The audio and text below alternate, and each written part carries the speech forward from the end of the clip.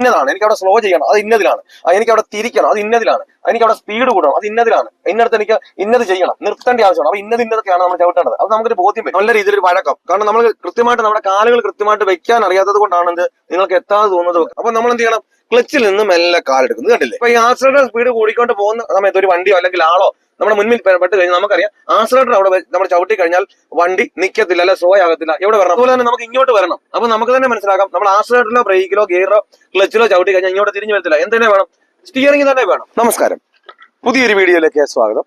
ഇന്നത്തെ വീഡിയോ വളരെ യൂസ്ഫുൾ ആയ ഒരു വീഡിയോ ആണ്. അതായത് ആരുടെ സഹായമില്ലാതെ എങ്ങനെയാണ് ഒരു വാഹനം റോഡിലൂടെ ഒറ്റയ്ക്ക് ഓടിക്കുക എന്നതിനെ പറ്റിയാണ്.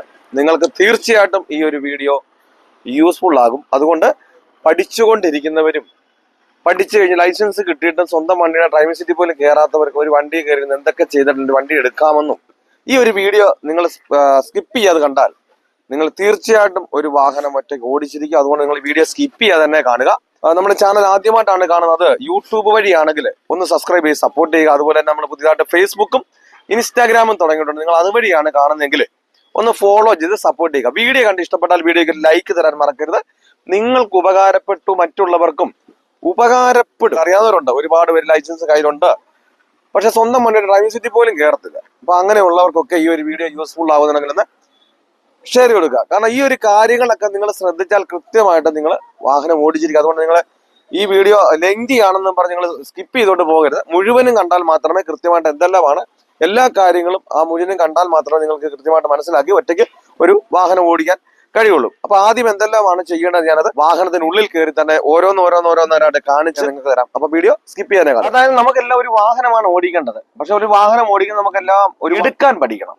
അത് കൃത്യമായിട്ട് നമുക്ക് അറിയാൻ മേലാത്തത് കൊണ്ടാണ് നമുക്കൊരു പേടികൾ കൊണ്ട് മാറാത്തത്. എന്തെല്ലാമാണ് നമ്മൾ ശ്രദ്ധിക്കേണ്ടത്, എന്തെല്ലാം നമ്മുടെ കൈയും കാലും നമ്മൾ ഉപയോഗിക്കുന്നതിലെല്ലാം നമുക്ക് കൃത്യമായിട്ടൊരു ധാരണ ഉണ്ടെങ്കിൽ മാത്രമേ നമുക്കൊരു വാഹനം കയറി പേടി കൂടാതെ നമുക്ക് ഒറ്റയ്ക്ക് ഓടിക്കാൻ കഴിയത്തുള്ളൂ. കാരണം നമ്മൾ സ്റ്റിയറിംഗും ഗിയറും ക്ലച്ചിലും ബ്രേക്കിലും ആശ്രയിച്ചും ഉള്ള വാഹനമാണ് നമുക്ക് ഓടിക്കേണ്ടത്.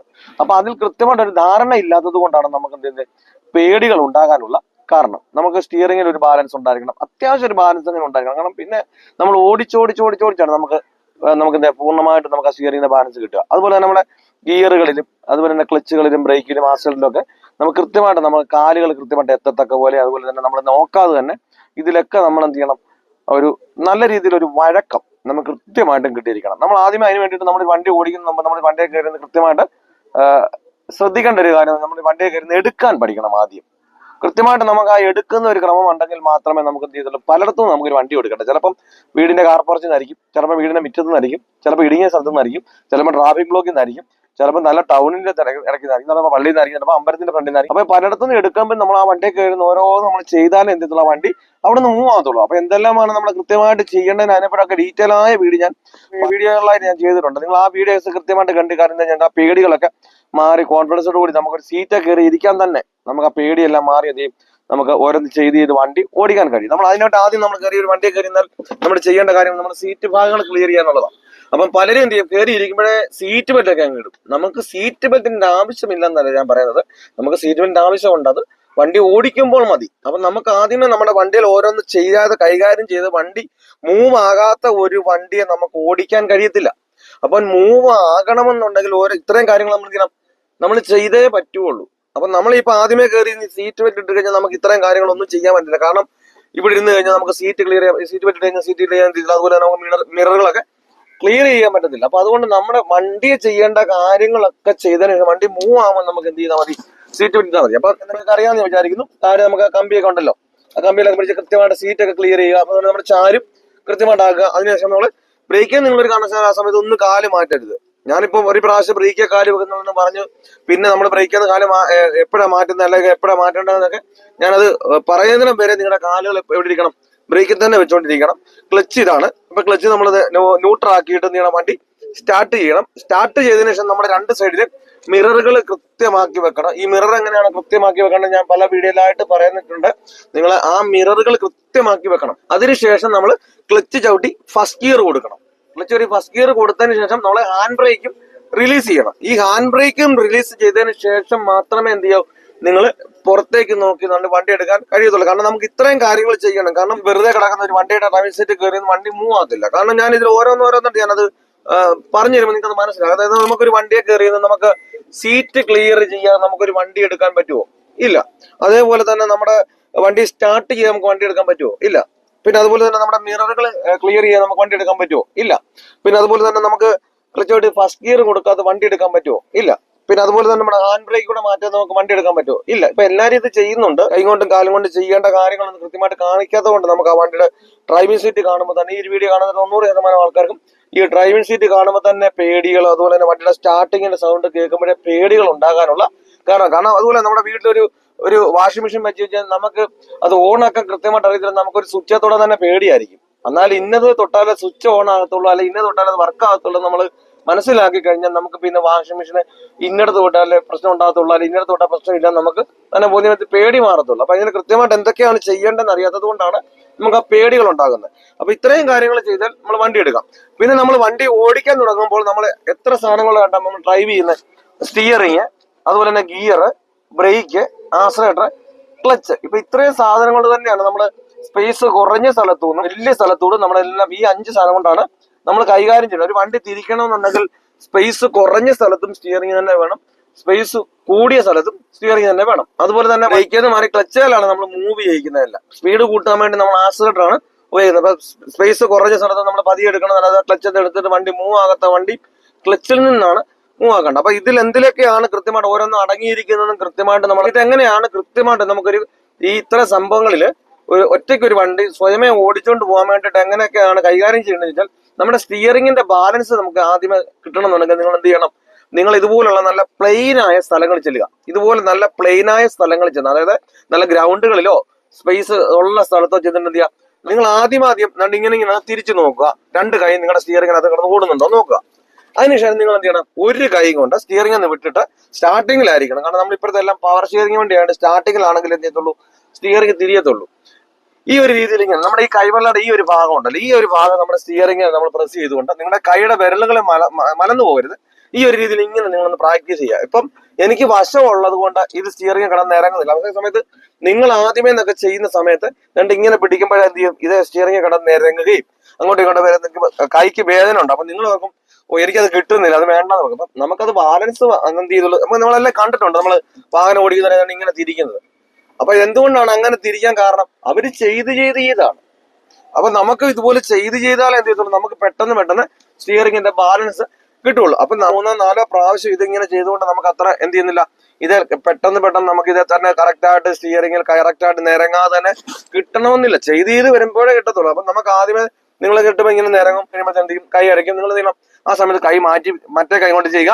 അതേപോലെ തന്നെ തിരിച്ചും മറിച്ചും നിങ്ങളൊരു കുറച്ച് സമയം നിങ്ങൾ ചെയ്ത് കഴിയുമ്പോൾ നിങ്ങൾക്ക് തന്നെ ചെറിയൊരു ബാലൻസ് കിട്ടും. വണ്ടി ഒന്ന് ഗിയർ ഒക്കെ ഇട്ടെടുത്ത് വണ്ടി മുന്നോട്ട് മൂവ് ആക്കിക്കൊണ്ട് എന്ത് ചെയ്യണം? നിങ്ങൾ ഇങ്ങനെ പതിയെ, ഇപ്പൊ നമുക്ക് സ്പേസ് ഉള്ള സ്ഥലമായതുകൊണ്ട് നമുക്ക് തട്ടാനോ മുട്ടാനോ പേടിക്കണ്ട. അങ്ങോട്ട് വരണമല്ല, അവിടോട്ട് തട്ടാൻ പോകും. നമുക്ക് പേടിച്ചോണ്ട് പെട്ടെന്ന് നിങ്ങൾ അല്ലെങ്കിൽ ഈ കൈ കൊണ്ട് ഇങ്ങനെ തിരിച്ചിട്ട് വരുന്നില്ല, നമ്മുടെ പെട്ടെന്ന് നിങ്ങൾ കൈ കയറി പിടിക്കൊന്നും വേണ്ട. അപ്പൊ നമ്മൾ ഇതുപോലെ തന്നെ നമുക്കിപ്പം സ്പേസ് ഉള്ളതുകൊണ്ട് നമുക്ക് തട്ടാനോ മുട്ടാനോ എപ്പോഴേലും നമുക്ക് തിരിച്ചു വന്നാൽ മതി. അപ്പൊ നമ്മളുമായിട്ട് നമുക്ക് അതൊക്കെ കൃത്യമായിട്ട് വരും. അതിനുശേഷം നമ്മൾ ആ ഒരു രീതിയിൽ വന്നിട്ട് 2 കൈ കൊണ്ട് നിങ്ങൾ അതുപോലെ തന്നെ ചെയ്യുക. എന്നിട്ട് അതിനുശേഷം നിങ്ങൾ എന്ത് ചെയ്യണം എന്ന് വെച്ചാൽ, കാണുന്ന വീഡിയോസ് ഒക്കെ കാണുമ്പോൾ നല്ലൊരു കോൺഫിഡൻസ് ഉണ്ടെങ്കിലും തനിയെ വാഹനം ഓടിക്കുവാൻ പേടി അതിയായ ആഗ്രഹമാണ്. അങ്ങനെയുള്ളവരാണ് എന്നുണ്ടെങ്കിൽ എന്നെ കോൺടാക്ട് ചെയ്താൽ, നിങ്ങൾ കേരളത്തിന്റെ ഏത് ജില്ലയിലായിരുന്നാലും നിങ്ങളുടെ സ്വന്തം വാഹനത്തിൽ വന്ന് ഞാൻ പ്രാക്ടീസ് നൽകുന്നുണ്ട്. നിങ്ങൾക്ക് ആഗ്രഹം ഉണ്ടെങ്കിൽ എന്റെ വാട്സപ്പ് നമ്പറിൽ ബന്ധപ്പെടാം. ഈ ഒരു ക്ലാസ് നിങ്ങൾ അറ്റൻഡ് ചെയ്ത് കഴിഞ്ഞാൽ വരുന്ന ദിവസം മുതൽ തനിയെ വാഹനം ഓടിക്കുവാനുള്ള ട്രിക്കുകളും ടിപ്സുകളുമാണ് ഞാൻ ഈ ഒരു ക്ലാസ്സിലൂടെ പറഞ്ഞു തരുന്നത്. ഞാൻ ഉറപ്പ് തരുന്നു, ഗ്യാരണ്ടി തരുന്നു, നിങ്ങൾ ഈ ഒരു ക്ലാസ് അറ്റൻഡ് ചെയ്ത് കഴിഞ്ഞാൽ വരുന്ന ദിവസം മുതൽ നിങ്ങൾ തനിയെ വാഹനം ഓടിച്ചിരിക്കും. പലരും നമ്മളെ മടിപ്പിക്കും, ഈ ഒരു പ്രായത്തിൽ പറ്റില്ല, ലൈസൻസ് എടുത്തിട്ട് പ്രാക്ടീസ് പോയതല്ല, പ്രായം കൊണ്ടായിരിക്കും, നിർത്തിക്കുമെന്ന് പറഞ്ഞ്. നമ്മുടെ ചുറ്റിനും നോക്കിയാൽ തന്നെ അറിയാം, 75-80 വയസ്സുള്ള അപ്പച്ചന്മാർ പോലും വാഹനം ഓടിക്കുന്നുണ്ട്. പിന്നെ നമ്മൾ ഈ ലൈസൻസും കൈവച്ച് വാഹനം വീട്ടിലോട്ടുണ്ട് എന്തുകൊണ്ട് പേടിച്ചിരിക്കുന്നു? അപ്പൊ നിങ്ങൾക്ക് വാഹനം ഓടിക്കണമെന്ന് ആഗ്രഹമുണ്ടോ? എന്റെ ജില്ല ഏതാണെന്ന് കരുതണ്ട. പലരും ഇപ്പോഴും വിളിച്ചു ചോദിക്കും, എന്റെ ജില്ല. നിങ്ങൾ കേരളത്തിന്റെ അങ്ങേയറ്റം മുതലായ കാസർഗോഡ് മുതൽ തിരുവനന്തപുരം വരെയുള്ള ജില്ലയുടെ ഇടയിലുള്ള ഏത് ജില്ലയിലായിരുന്നാലും, കേരളത്തിലെ ഏത് ജില്ലയിലായിരുന്നാലും നിങ്ങളുടെ സ്വന്തം വാഹനത്തിൽ വന്ന് ഞാൻ പ്രാക്ടീസ് നൽകുന്നുണ്ട്.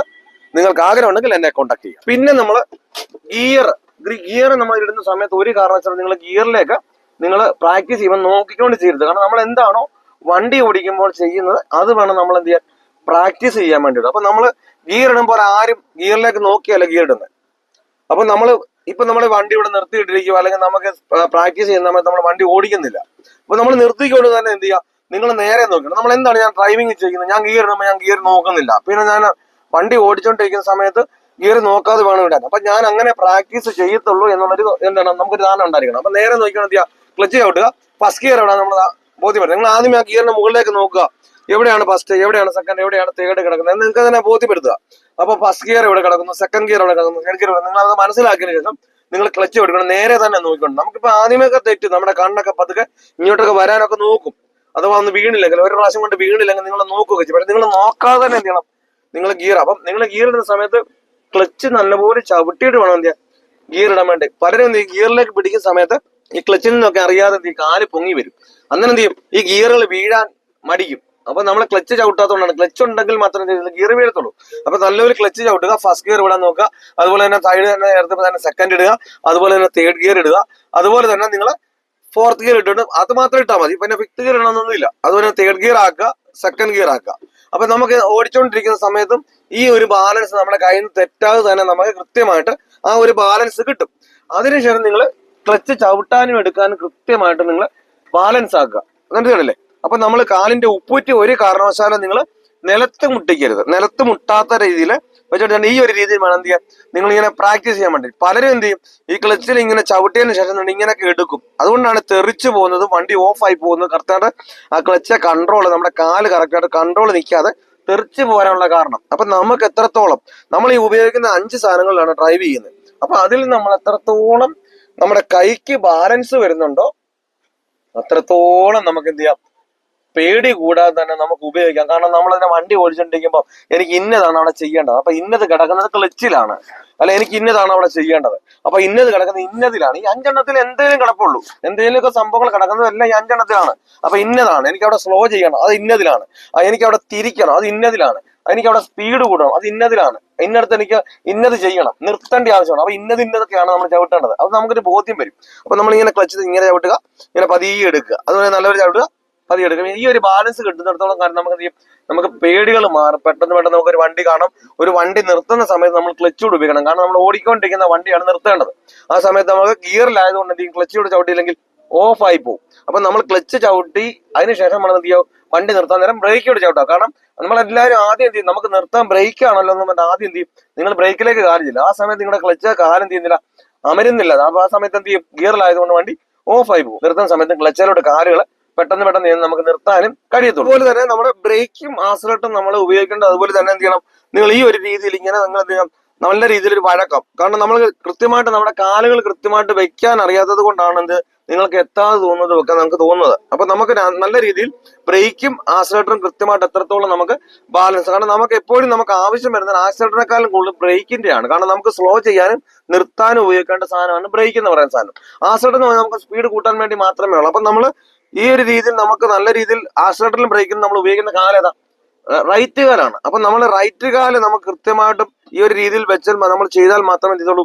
നമ്മൾ വണ്ടി ഓടിച്ച സമയത്ത് നമുക്ക് സ്മൂത്ത് ആയിട്ട് കൃത്യമായിട്ട് നിർത്താനും, അതുപോലെ തന്നെ വണ്ടി എടുക്കേണ്ട സമയത്ത് പെട്ടെന്ന് നമ്മളെ ബ്രേക്കിൽ നിന്ന് മാറി ആക്സിലറേറ്റർ കാല് പോകണം. നമ്മൾ ആ കറക്റ്റായിട്ട് നല്ല രീതിയിൽ ആ ഒരു വഴക്കം കൃത്യമായിട്ട് കിട്ടിയാൽ മാത്രമേ ചെയ്തോളൂ നിങ്ങൾക്ക് വണ്ടി ഓടിച്ച സമയത്ത് നമുക്ക് പെട്ടെന്ന് നിർത്താനും എടുക്കാനും സ്പീഡ് കൂട്ടാനും ഒക്കെ കഴിയത്തുള്ളൂ. അപ്പൊ ഈ കാര്യങ്ങളൊക്കെ പറഞ്ഞ് നിങ്ങൾക്ക് വ്യക്തമായി മനസ്സിലാക്കാൻ വിചാരിക്കുന്നു. അതായത് നമ്മൾ സ്റ്റിയറിംഗിലും ആക്സിലറേറ്ററും ഗിയറും ക്ലച്ചും ബ്രേക്കും കൊണ്ടാണ് നമ്മൾ വണ്ടി ഓടിക്കുന്നത്. കൃത്യമായിട്ട് ഇതിൽ നല്ലൊരു വഴക്കം മാത്രം വന്നാൽ മാത്രമേ എന്ത് ചെയ്തുള്ളൂ, നമുക്കൊരു വണ്ടി പേടി കൂടാതെ നമ്മൾ പലയിടത്തുനിന്നും നമുക്കൊരു വണ്ടി എടുക്കേണ്ടതാണ്. അപ്പൊ ഇത്രത്തോളം വന്നു കഴിഞ്ഞാൽ നമുക്ക് തന്നെ അറിയാം, ഇപ്പൊ എടുക്കുന്ന സമയത്ത് വണ്ടി മൂവ് ആകും. ഉദാഹരണത്തിന് കാണിച്ചു തരാം. ഇപ്പൊ വണ്ടി എടുക്കുന്നു, ബ്രേക്കിൽ നിന്ന് മാറിയിട്ട് വണ്ടി പോകുന്നില്ല, നമുക്ക് തന്നെ അറിയാം ക്ലച്ചിൽ നിന്ന് മൂവ് ആകാത്തതുകൊണ്ടാണ് വണ്ടി പോകാത്തത്. അപ്പൊ നമ്മൾ എന്ത് ചെയ്യണം, ക്ലച്ചിൽ നിന്ന് മെല്ലെ കാലെടുക്കുന്നത് കണ്ടില്ലേ.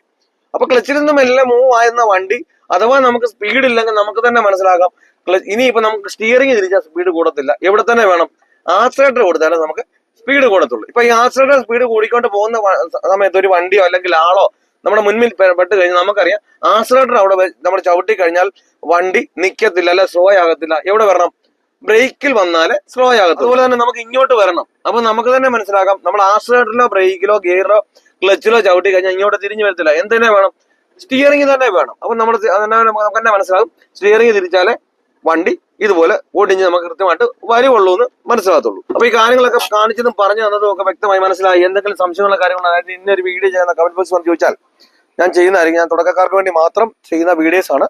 നിങ്ങൾക്ക് എന്ത് സംശയങ്ങൾ ഉണ്ടെങ്കിലും അത് കമന്റ് ആയിട്ട് രേഖപ്പെടുത്തുക. ഇതിന്റെ രണ്ടാമത്തെ ഭാഗം, അതായത് ഇത്രയും കാര്യങ്ങൾ ഞാൻ കാണിച്ച് പറഞ്ഞു തന്നു. ഇതിന്റെ രണ്ടാമത്തെ ഭാഗം ഇനി അടുത്ത ഒരു വീഡിയോ ഞാൻ അത് കറക്റ്റായിട്ട് കാണിച്ചു തരുന്നതായിരിക്കും. വണ്ടി ഇനി ഓടിക്കുമ്പോൾ എങ്ങനെയാണ് ഓടിക്കേണ്ടത്, എങ്ങനെയാണ് ഏത് സൈഡിൽ ചേർന്നാണ് ഓടിക്കേണ്ടത്, എങ്ങനെയാണ് ഓടിച്ചാൽ നമുക്ക് പേടി കൂടാതെ ഓടിക്കാൻ കഴിയത്തുള്ളൂ എന്നുള്ള ബാക്കിയുടെ കാര്യങ്ങൾ നിങ്ങൾക്ക് ആ വീഡിയോയുടെ ഞാൻ പറഞ്ഞു തരുന്നതായിരിക്കും. നിങ്ങൾക്ക് എന്തൊരു സംശയം ഉണ്ടെങ്കിൽ അത് കമന്റായിട്ട് രേഖപ്പെടുത്തുക. ഇന്നൊരു വീഡിയോ ചെയ്യുന്നതെന്ന് ചോദിച്ചാൽ ഞാൻ ചെയ്യുന്നതായിരിക്കും. നല്ലൊരു ടോപ്പിക്കുമായി അടുത്ത വീഡിയോയിൽ കാണും വരെ ഗുഡ് ബൈ.